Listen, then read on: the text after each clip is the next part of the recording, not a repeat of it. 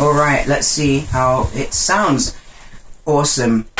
Nice one. Good day, everyone. So, my name's Hells. We're here in Studio 33. I am with the lovely Jaden and Viv. Hello. Hi. And so this is the next episode of The Long Conversation. We're doing a topic that is called Gender Beyond the Binary and the exploration thereof. And the topic today in this section is going to be...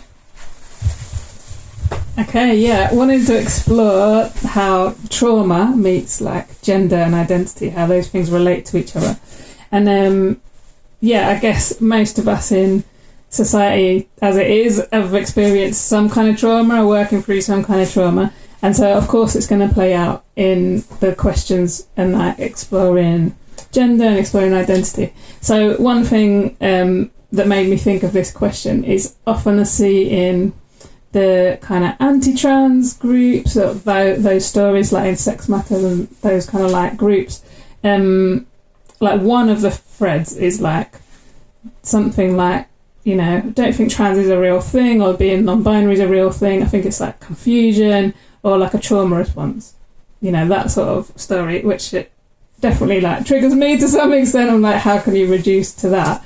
But I wanted to ask you both, like in your experience and, you know, personally and people you know, how do you see like trauma relating to like your identity, the way, you know, how you feel in yourself, how you express yourself as around gender? Does that make enough sense? Yep.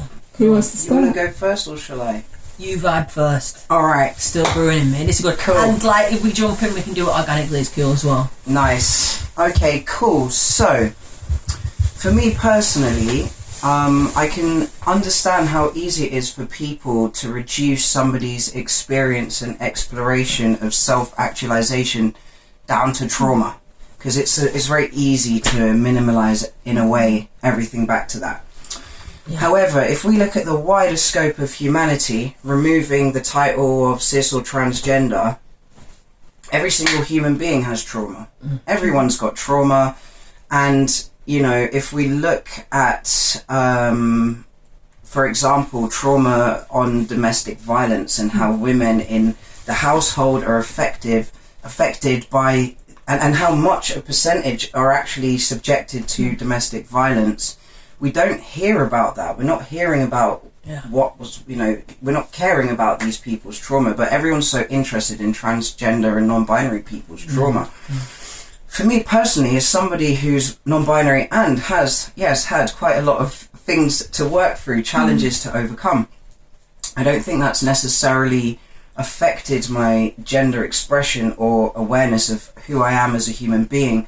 But I do think, and I do believe through my own experience, that these different traumas or challenges or obstacles have given me a wider bandwidth to express and explore my human experience. You know, so trauma, I find a lot of people that have had no trauma or no challenges to work through are the ones that are complaining the most, that have higher expectations, are entitled, and, you know, basically there's, you know, you need a bit of trauma to give you character. Even you know, people need that resistance and that sort of exposure to, and so I don't know, like everyone's experience of life is different too. So yeah, perhaps growing up as a mixed race person in a predominantly white middle class area of the UK, already for me, looking in the mirror versus looking around me would have, it's not even really about gender, it's just about where do I fit into this space, full stop, regardless of gender, you know? So already my mind is already thinking completely differently to everyone around me. For example, that's just one intersection to think about. Anyway, I think that's quite enough for me for now. Did that answer the question? Massive, really, and touched on it. You know, there's more. And there is. There is. I really feel. I really care about this topic. I really care about women. I really care about trans women. I really care about cis women.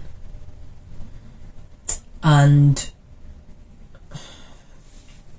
everyone has had trauma in some way, shape or form. And again with me, which I think is similar to you, Hells, is how we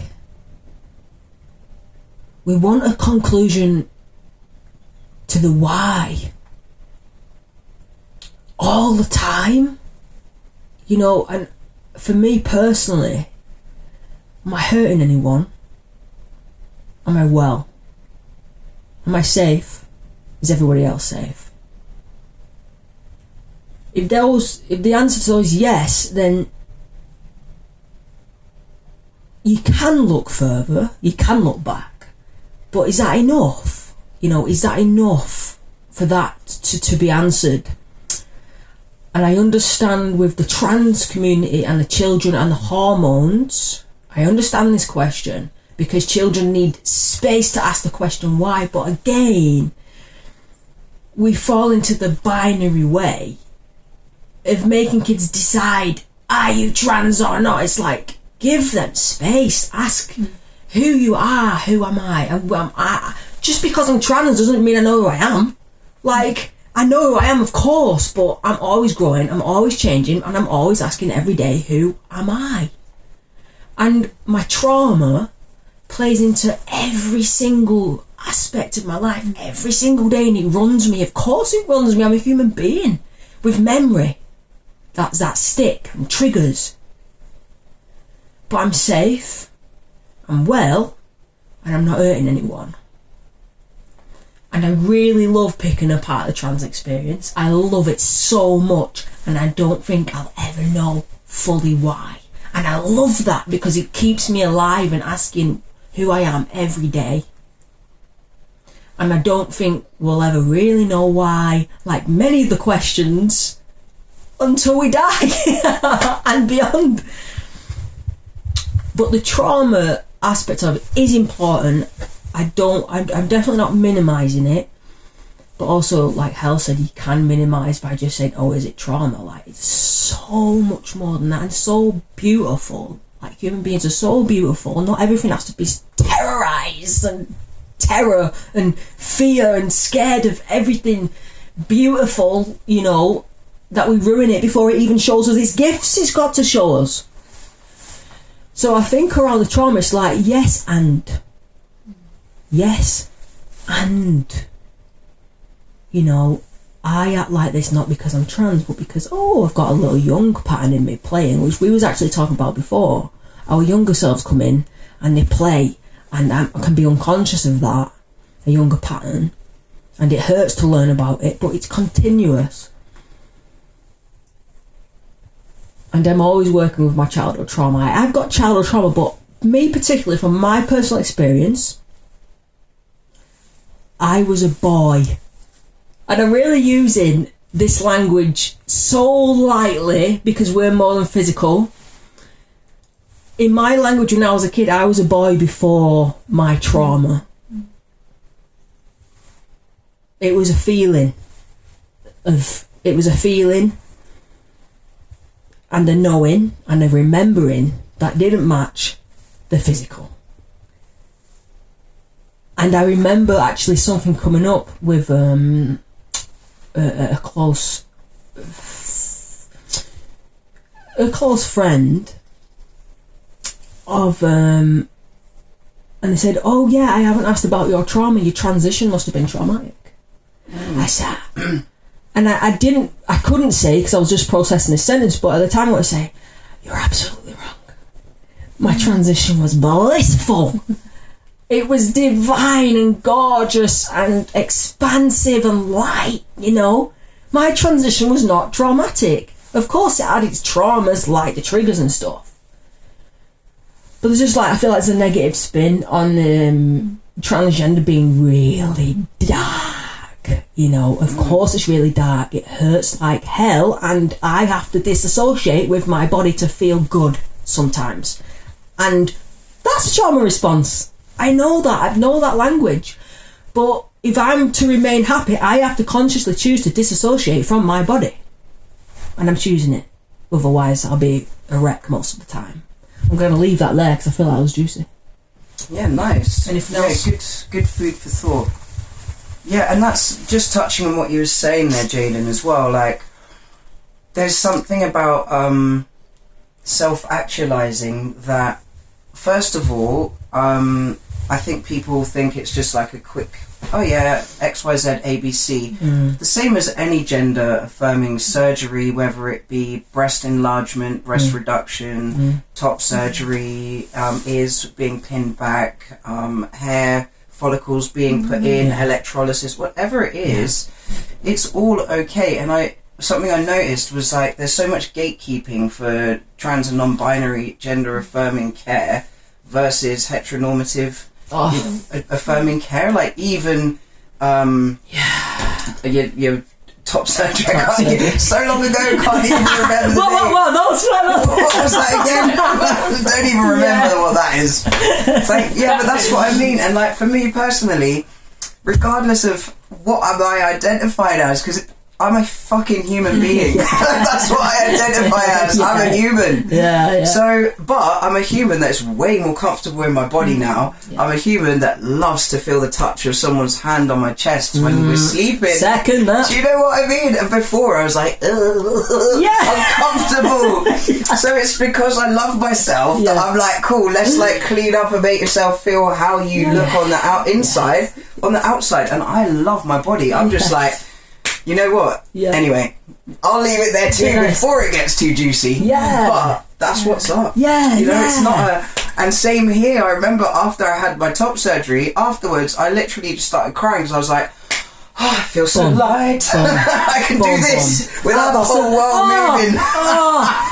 Absolutely. I second it. And it's like, because I love myself, and top surgery was just like, oh my God, I remember Viv asking me, do you like regret anything? I was like, absolutely zero regret, you know. Exactly. I was just like, the doctor came in, the surgeon, and I was laying in the bed, you know, out of it, and he went, I've got some bad news. I went, can't be that bad, they're gone. And normally we have like small scars, and he said mine goes from under my armpit all across, then up, then all the way across again. Oh wow. And it's humongous, you know, it's huge. And I was like, I don't care. Yeah. I feel grand. Absolutely. And free, and I can run and I can move. And you know what? My back was like this, and my back was so screwed up from binding and wearing those awful... I couldn't even lie next to Viv without... I'm like, oh no, don't put your head there. Can you just like move over there? And it's just like, oh my God. I just want to chill out in bed and watch a movie. Absolutely. With my other half, you know. It's just like, and it feels good. It's beautiful, and I love myself, and I was privileged to be able to do it. And if I didn't have my money at that time, I wouldn't have been able to. I just want to say, like, that's the thing I always notice with you and getting to know you, Haz. It's just this like constant like exploration of like who you are, but also what conditions help me thrive. Like what's gonna enable me to like express myself, be my best in the world, be in my energy, and all of those things. And I think that's why and the uniqueness of every person, you know, and that's what was the real trigger with me. And like in this conversation where someone was suggesting like their guess was that trans is a trauma response, like as though this always, like, you know, and you said even if you know why, so what, it's true, but just to reduce it to that. And that's what just the complexity, the joy in it. And I just want to say with Jaden, seeing that as like, you know, top surgery happened, you recovered, and then within like a couple of days you were like, I'm going to go back to acting, I'm going to write a solo show. Like all this energy got freed up that was like in this like having to like conceal things and like change how you look and be seen, and now it's like free. And I just had this thought last night. I was like, you know, with the pronouns, like some people don't like using pronouns, some people don't like the terms trans and cis and all that, but it's like, do you want to meet this person as they are in their best conditions? Like that's the end to me. Is like I want to see people thrive. Like I want to see people I care about to be well. So like Well, That's the end of it. Absolutely. Like, I always think people always ask about my dogs. Oh, is it a girl or is it a boy? I'm like, okay, cool. That, and I had a transgender chicken, so Galileo. Of course. Yeah, and Galileo was my absolute favourite chicken, the coolest one. But it was, you know, they were Galileo. Oh my! But Galileo, you know, had that masculine energy. Yeah. But Galileo was AFAB, assigned female at birth. Yes. But assigned nothing at birth, actually, because I didn't know. Galileo. And Galileo would come sit on everyone's shoulder, super chilled. And then when the chicken massacre happened last year, R.I.P. R.I.P. Galileo laid their first egg. Oh my god! Whilst they had like a big hole in their neck. It was so dark and light at the same time. It was like death and rebirth. That chicken's on journey. That chicken, what a guan. Anyway, we could always put it down to, and I see like queer animal behaviour. Absolutely. As well. Yeah. As well. I feel so lucky. I have to say that out here there's the space to explore without too much. You know, actually, most people out here are so supportive. Yeah, so important. We're quite lucky. I think probably your community as well is supportive. People around you. Yeah. Well, I guess there's like a picking people around that are supportive. That's you know what I mean? Yeah, that's there's true. both. There's That's definitely true. both. Like where we live. Yeah. I want to say a last little something like. I really think the England way of taking away all the NHS services for the trans kids is a diabolical path, because we haven't, like, the NHS hasn't got the right language to explore trans and non-binary life, and we need better language. We need people that are invested in caring about who these kids are. Not because they're trans, but because they're people and human beings, and giving them space to ask why and who and what, regardless of how much money or space or services they need the space. And trauma absolutely comes into that, and we need better language, we need more holistic services, for the young particularly, and the older, but yeah, that's what I want to say, systemically anyway. Yeah, I'll just add to that with, similarly for me, it's that thing of like, it's so dependent on your personal connections at the moment, and like your maybe what teachings you've come across or whatever, whether you can have those conditions to go like, who am I, like why do I do that thing, like have I got some unconscious thing playing out, like all that sort of self-inquiry. Like sometimes you just come across it, right, because of like you're interested in like a spiritual path, or you get into psychology or whatever it is. But also I see that like a lot of times trans people or people exploring gender identity like have to ask those questions, you know, and they're trying to, that's one way they're asking the question, who am I? And having support for that, you know. Some of us you can sort of find it in yourself to some extent, but also especially as a kid, like does someone else have that curiosity, you know, like is someone else around that could like help you explore? That could be peers, it could be parents, it could be a specialist or something, but not like a therapist to try and fix you, equally not the other end of the spectrum, like just necessarily go down gender affirming care, but it's like letting people explore who am I, and we all need that. Absolutely. And this is why when I hear people that have obviously got no clue about what they're regurgitating, talking about, they're pushing the trans agenda in schools. I'm like, what? You mean they're incorporating a bit more vocabulary so that everyone can find a space to exist? Why are you so threatened? Do you know what I mean? I feel like sorry, let me just calm down. It's just so annoying, like this whole thing that people also think that like schools are just like sending people in for like a sex change, but it doesn't even make sense. And it's such a scarcity mindset of like, if we exist then you can't. Like, no, what? Exactly. You know, women's rights, trans rights, people rights, man. Like, chill out. We can support each other. Like, there's such a scarcity mindset. It is true. Like, you could be allies so much. Like, that's the sad thing. Just going like, people that are trying to explore themselves and be free and thrive, like we could all support each other, you know, it doesn't have to be one or the other. And of course there's like difficult specific situations that need to work out, but like in general it doesn't have to be trans or women, like especially. It's crazy. Yeah, but that's part of it. That's part of the whole segregatory plan of those who are at the top of the pyramid. It works in the system's favour to keep all these little intersectional groups separated and arguing, instead of being like the reality is there's space for everyone. There's space for everyone. There's enough room for people to exist, and there's also enough brain space in people to learn a few more words and develop. Like I always think, and I love it as well. I like seeing all these new subcategories of how to love or romance. How are you? You know, blah blah blah. You know what I mean? Yeah. And it's good. I'm like, cool. I want to update because I can recognize that thing. I can see that in someone. Oh yeah, that person maybe fits this thing, and it's good to be able to describe ourselves down to the nth degree. And you were talking about even having the time. Well, in the hierarchy of needs, self-actualization is at the top. You need all of everything else to be activated and stable to be able to even truly self-actualize. So no wonder most people can't comprehend any other experience than the one that they've been provided with. You know? That's it. Do we think that's good for now?